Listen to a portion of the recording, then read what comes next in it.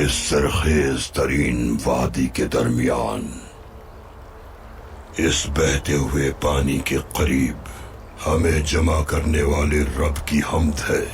ہمارا اتحاد قائم رہے۔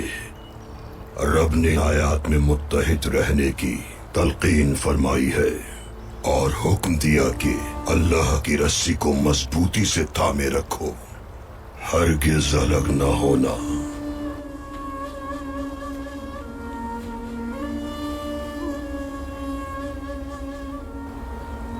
اللہ کی عطا کردہ نعمتوں کا سوچئے، یاد کرو کہ تم آپس میں دشمن تھے، اس نے ہی تمہیں متحد کیا۔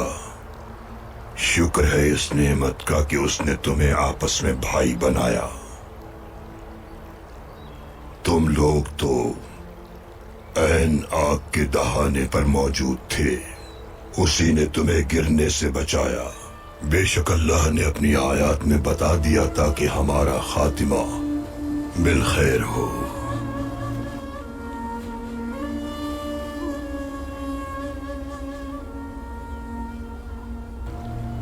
ایک ایسی جماعت ضروری ہے جو لوگوں کو برائی سے روکے اور اچھائی کی جانب دعوت دے۔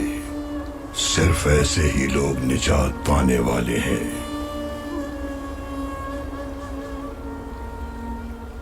ہرگز ان لوگوں کی راہ اختیار نہ کرنا جو واضح نشانیوں کے بعد بھی پھر جائیں، ایسے لوگوں کے لیے سخت ترین عذاب ہے۔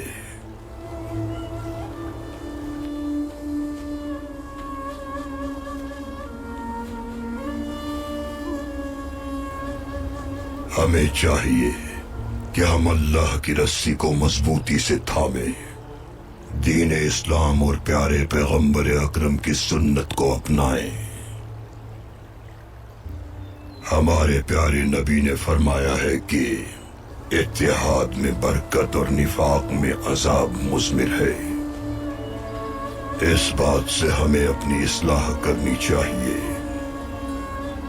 تاریخ میں ایسی کوئی قوم نہیں گزری کہ جو بنا اتحاد کے ظفریاب ہوئی ہو۔